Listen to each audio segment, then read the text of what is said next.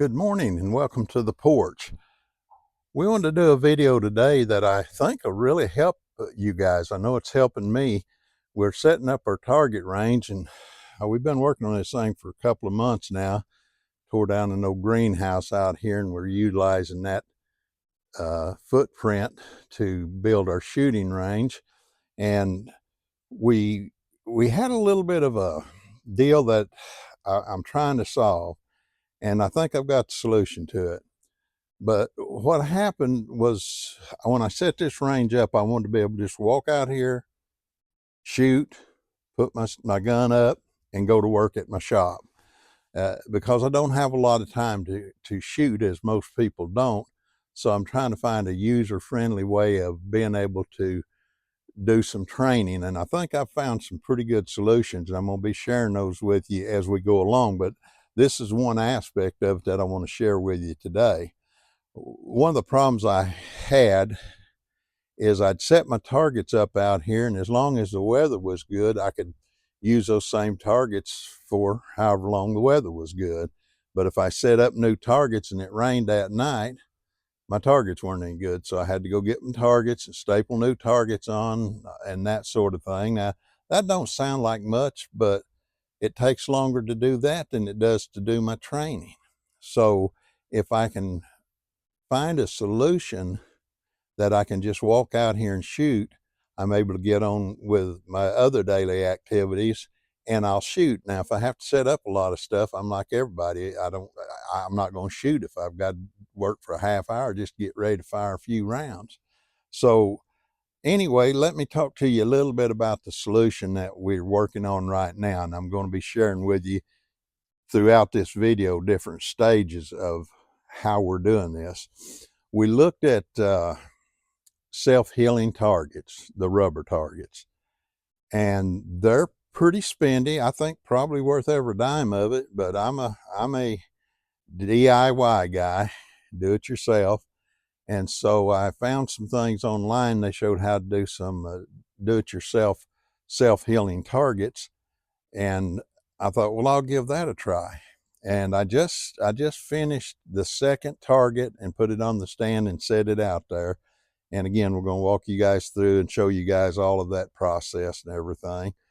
But the ideal is that even if it rains or is raining, I can come out here and stand under the canopy and shoot, 5 or 10 times, which is usually my daily training. And then I can just go about my business. And so that's what we're working on right now. And what I'm going to do next is I'm going to show you guys the material we used, and I'm going to walk you through the process. And then at the end of the video, we're going to shoot these targets, try them out, see how they work. So hang on to the end, guys. All right, guys, let's get on with the building the targets. Okay, to kind of show you guys this material that we use to make our self-healing targets, this is actually a rubber horse trailer mat that you buy at Tractor Supply. Pretty heavy duty, but it's going to work pretty good. Now we bought the smaller piece.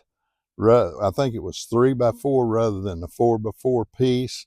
But anyway, I bought it because it's a little easier to handle. And I didn't necessarily think I needed 3 targets, but I did get 2 silhouette targets that we've already cut out of this mat. But I'm just showing you what it looked like before we started. And there's a couple of ways to cut this stuff, but here's what I chose to do. I used a fine tooth saw or saw blade, and I'll turn that around where maybe you can see that a little bit better. But anyway, it cuts this mat pretty good. And so that's what I used to cut it. Plus, the other way you can cut it, you can take a razor knife and cut it. And I did cut and do a little trimming with a razor knife. It just takes longer. But that's the starter material. Now I'll show you guys just in a second here. I'm going to show you some other stuff. Okay, so what I want to show you here is I want to show you how we mark our targets, set them up so that we have a designated place to shoot. So let's try this right here with this small pin. And we just took a lid off of a tote that we bought at Harbor Freight, or not Harbor Freight, but Lowe's. Anyway, I use it for the main body of our target.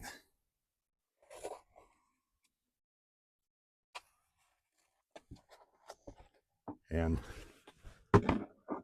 there we go. Then I got this lid. We just set it center ways here. Pretty simple stuff. DIY, using what you have at home, trying to figure out how to do this thing. Now, we cut this silhouette out, and then we just went ahead and painted it. Got everything ready to get us to this point. And so I'm just showing you things we're using to mark the target out. Okay, this is just a simple paint can right here, or actually a catalyst can. There you got your head target. We're going to go ahead and put a couple of targets down here low, just to utilize this whole target. I don't know how long these targets will last. We'll give you guys a review on it after a couple of months and see how they're holding up, if they hold up that long. We don't know. We're just giving this thing a try. But there you are, guys, right there. Really simple thing. Now, this piece of rubber cost, for a 3x4 foot piece, cost $35. And I didn't even price the 4x4. I could have got another silhouette target out of it if I'd bought a 4x4. But that stuff was way in the back of the Tractor Supply, and I had to carry it out by hand. So the 3x4 is what I chose to get. Anyway, that's that part of it, guys. And I'll walk you out of here in a few minutes out on the target range and show you another one of these already set up on a target stand and everything. All right, there's one of our barricades that we have made. We're just painting everything up to where it look good. This target range is still a little rough, a lot of garbage and trash around, but we're cleaning it up. We hope to have a really nice range. But here's what I wanted to show you. I wanted to show you this target that's completely set up. And we'll show you another one of the racks here. And I've got 3 of these. And they take 3 2x4s to make one rack, and then of course the paint. So I'll try to put together, time this is all said and done, a little bit of a price on what it cost me to do this, so that you'll have that as well. But we're getting a pretty good range here. We got some steel down there to shoot at. We've got another A-frame that we tie jugs off on, water jugs, just to do the exploding jugs. That's always fun. But there we are, guys. Here in a little bit, we'll do a little bit of shooting on this, and I'll show you guys what they do, because I don't know. We haven't tried it yet.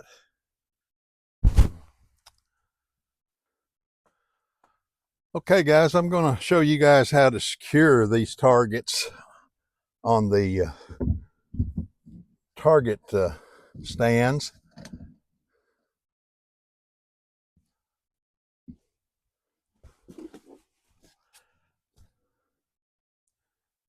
I'll show you what we're using for screws. I'm sure there's a lot of different types of screws that would do this, but I'm just going to show you what I'm using. You can see they're just simple wood screws, not anything. Well, I'm not getting a picture of them. I got to see what's going on. All right, here they are. Simple wood screws. And of course, that guy right there. Okay. We've already got a couple of screws in this mat. The thing about those wood screws is they just go in there really easy. And then when you get ready to take the mat down, it should be easy to take down.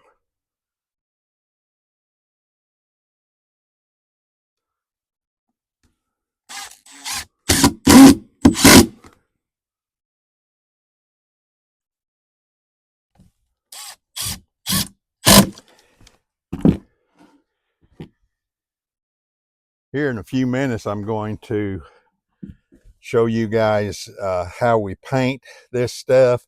Really simple, just rattle can stuff. But there is one little trick to it that'll make your targets look better, and I'm going to show that to you, okay? Okay, what we want to show you guys first, we wanted to see how we painted this stuff and got it ready for making it into a target. We're just going to make a small target out of these pieces left over, and what we're using here is we're using mineral spirits. We can get this bottle of spray. Well, that's not working very good. So what we're going to do, we're going to take some of this and pour on there. And this is just to get the oils and grease and all the stuff off of there that causes paint not to want to stick.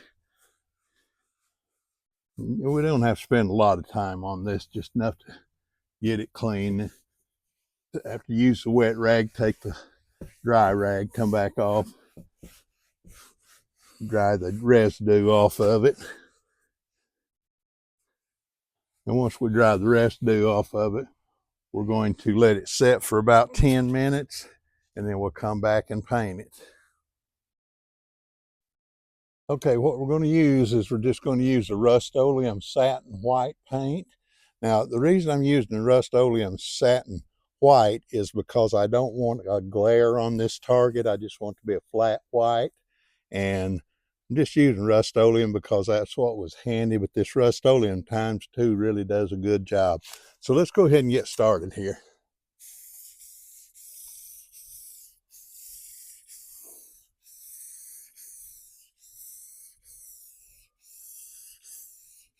Don't worry about getting coverage the first time, because we're going to come back and do this again.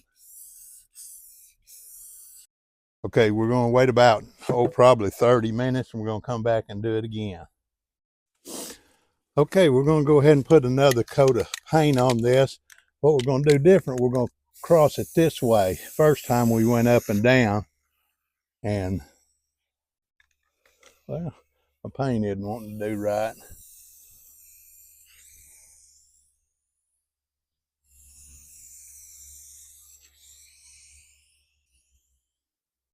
Okay, we're going to cross it back this way again. Anyway, we're not going to sit there and let you guys watch us or make you guys watch us paint this thing. I've got to go clean this lid out, but you guys get the gist. Just put enough paint on to where you get a good solid coat, and then when you put your target circles on there, it's just going to look good, and paint's going to stay on there good, with the exception of when you shoot it. Okay, we're going to stop right there, guys, and we'll go ahead and wrap this video up here in a few minutes, do a little bit of a review of what we've done here. Okay, guys, what we're going to do is we're going to test these self-healing targets out and see what they'll do. So you guys just stand by. We're going to see if we blow a big hole in them or if they're going to actually self-heal.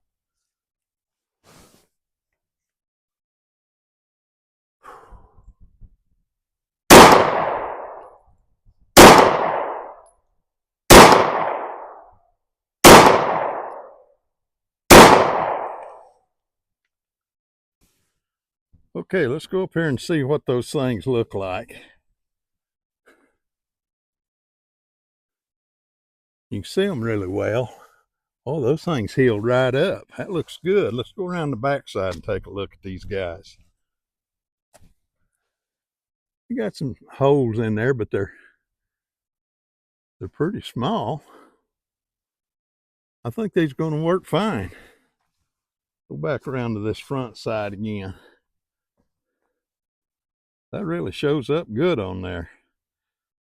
Okay, let's take a little bit of paint and put on there and see how fast they'll cover up.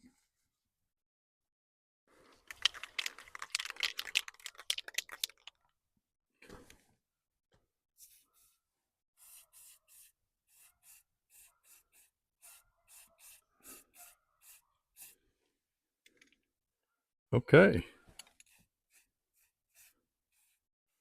That looks pretty good. I think that's going to work out fine, guys. All right. Let's go back here and sit down and talk about what we've learned. You guys hang tight.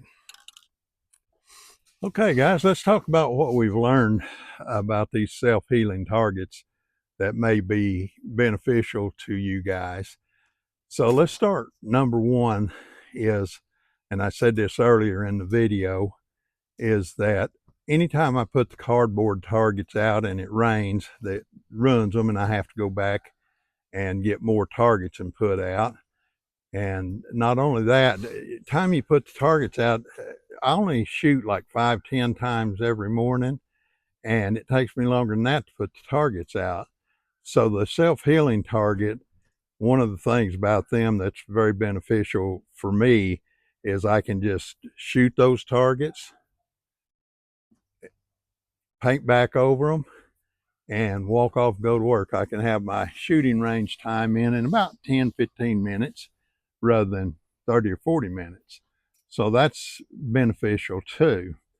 Now, before I go into the next thought on this, if you guys don't mind, if you get anything out of these, we're trying to get 1,000 subscribers. We're at 800 right now. And if you guys would subscribe, hit the like button, make a comment, and share, this would help us move closer to the ability to monetize and actually start hopefully making a little bit of money on this, because we're spending quite a bit. So I just want to kind of throw that plug in there, see if you guys would help us out there. So let's get back to the self-healing targets. So my ideal, of course, was to set this shooting range up to where I could shoot very fast, get my range time in, and then go about my normal daily activities. And I think we're getting there. We still like quite a bit having everything done we want to do, but we're getting there pretty fast. And the self-healing targets looks like they're going to work. Now, as you guys seen earlier, we built these targets ourselves. But let me quickly tell you why I went ahead and did the DIY thing on them, do it yourself, or DIY, do it yourself stuff. I went online to price these self-healing targets, and of course they were $164.95 each. And I got 3 targets out of it, 2 silhouettes, and then just that regular target out of it.